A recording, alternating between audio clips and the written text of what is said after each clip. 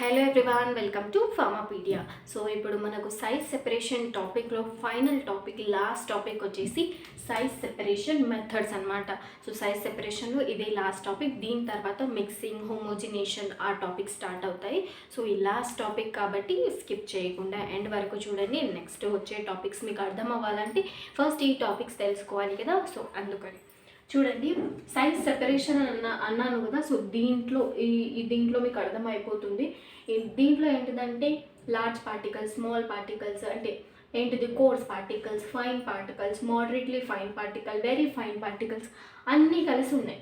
So అప్పుడు వీటిని అన్నిటిని సెపరేట్ చేయాలి, యూనిఫామ్ సైజెస్గా సెపరేట్ చేయాలి అంటే మనం సైజ్ సెపరేషన్ మెథడ్స్ని చూస్ చేసుకుంటాం. For example size separation method వల్ల coarse particle, fine particle, very fine particle ఇలా ఒక యూనిఫామ్ సైజ్ అంటే ఈ పార్టికల్స్కి సేమ్ సైజ్ ఉంటుంది, ఈ పార్టికల్స్కి సేమ్ సైజ్ ఉంటుంది, ఈ పార్టికల్కి కూడా సేమ్ సైజ్. అంటే వీటిలో మిక్స్డ్ పార్టికల్స్ నుంచి ఒక్కొక్క సైజ్ ఉన్న పార్టికల్స్ని సెపరేట్ చేయడమే సైజ్ సెపరేషన్ అంటే.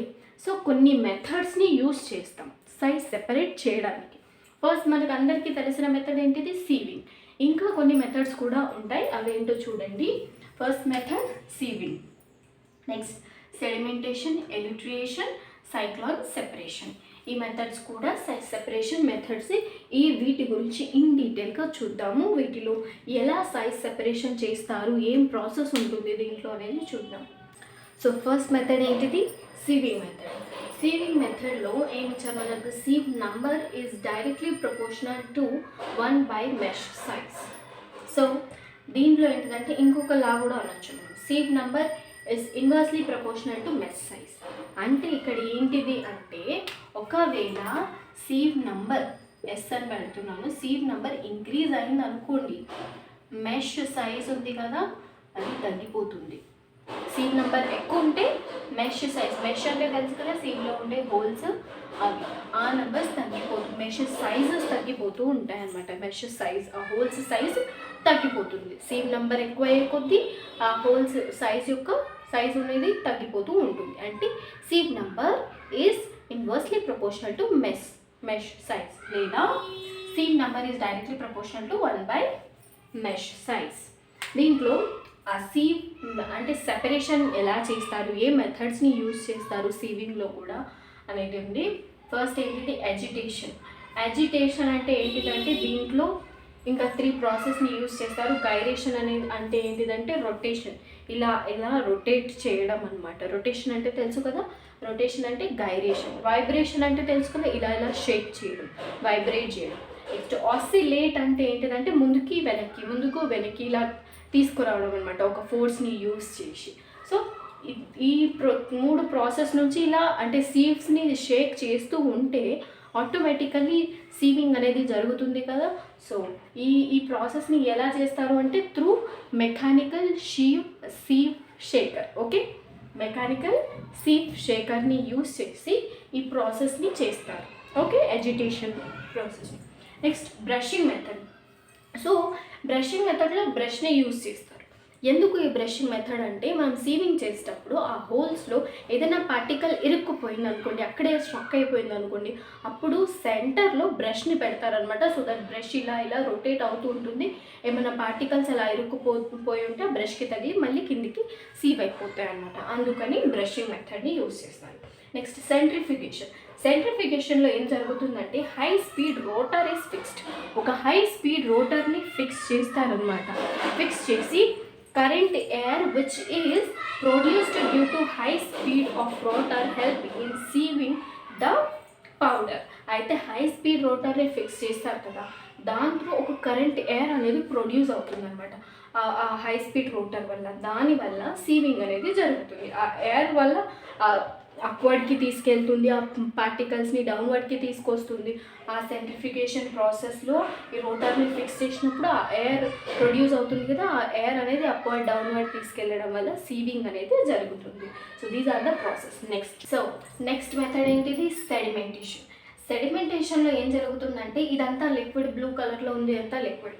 సో ఈ లిక్విడ్ ఏంటిది, సెడిమెంటేషన్లో ప్రాసెస్లో స్టేషనరీగా ఉంటుంది. లిక్విడ్ రిమైన్స్ స్టేషనరీ అంటే ఎటు మూవ్ అవ్వకుండా స్టేషనరీగా ఉంటుంది. సో దీంట్లో మనం పార్టికల్స్ని పోర్ చేసినప్పుడు లార్జ్ పార్టికల్ అనేది ఫాస్ట్గా మూవ్ అవుతాయి అండ్ స్మాల్ పార్టికల్స్ అనేవి స్లోలీ మూవ్ అవుతాయి అన్నమాట. లార్జ్ పార్టికల్స్ ఫాస్ట్గా మూవ్ అవుతాయి, స్మాల్ పార్టికల్స్ స్లోలీ మూవ్ అవుతాయి. ఎందుకంటే due to gravitational force and velocity. Large పార్టికల్స్కి ఎక్కువ గ్రావిటేషనల్ ఫోర్స్ ఉంటుంది, ఎక్కువ వెలాసిటీ ఉంటుంది, అందుకని లార్జ్ పార్టికల్స్ తొందరగా కిందికి వచ్చేస్తాయి. అండ్ స్మాల్ పార్టికల్స్కి తక్కువ ఉంటుంది గ్రావిటేషనల్ ఫోర్స్ అండ్ వెలాసిటీ, కాబట్టి అవి స్లోలీ వస్తాయి. సో ఈ ప్రాసెస్లో సైజ్ సెపరేషన్ ఇలా చేస్తారు. నెక్స్ట్ ఏంటిది ఇలిట్రియేషన్. ఇలిట్రియేషన్లో ఏంటిది, లిక్విడ్ ఇక్కడ స్టేషనరీగా ఉండదు. ఇక్కడ లిక్విడ్ అనేది అప్వర్డ్ మూవ్ అవుతుంది, పైకి వెళ్తుంది. లిక్విడ్ అనేది పైకి వెళ్తుంది. పైకి వెళ్ళినప్పుడు ఏం జరుగుతుందంటే లార్జ్ పార్టికల్ ఉంటుంది కదా, ఈ లార్జ్ పార్టికల్ అనేది కిందికి వచ్చేస్తుంది అండ్ స్మాల్ పార్టికల్ అనేది పైకి వెళ్ళిపోతుంది అనమాట. సో ఎలిట్రేషన్లో లార్జ్ పార్టికల్స్ కిందికి వచ్చేస్తాయి అండ్ స్మాల్ పార్టికల్స్ వాటర్ తీసుకెళ్ళిపోతుంది. బికాస్ స్మాల్ పార్టికల్ కాబట్టి ఆ వాటర్ తీసుకెళ్ళిపోతుంది అండ్ లార్జ్ పార్టికల్స్ తీసుకెళ్ళలేదు కాబట్టి కిందికి వచ్చేస్తుంది. ఎలిట్రేషన్ ప్రాసెస్లో అలా చేస్తారు సైజ్ సెపరేషన్. నెక్స్ట్ ఏంటిది, సైక్లోన్ సెపరేషన్. సైక్లోన్ సెపరేషన్లో ఏంటిదంటే ఇప్పుడు మనం పార్టికల్స్ని వేసినప్పుడు లార్జ్ పార్టికల్స్ ఉన్నాయనుకోండి, అవి డైరెక్ట్లీ కిందికి వచ్చేస్తాయి అనమాట. డైరెక్ట్గా మీడియం కోర్స్ పార్టికల్స్ ఉన్నాయనుకోండి, ఈ రొటేషన్లో తిరిగి కిందికి వస్తాయి.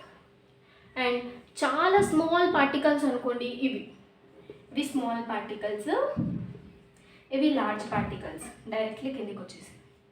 ఇవి స్మాల్ పార్టికల్స్ అనమాట, బయటికి వెళ్ళిపోతాయి. సైక్లోన్ సెపరేటర్లో ఒక ఎయిర్ ఉంటుంది, ఆ ఎయిర్ అనేది సైక్లోన్ లాగా ఇలా తిరుగుతుంది. సైక్లోన్ అంటే తెలుసు కదా, సో ఇలా తిరుగుతూ ఉంటుంది.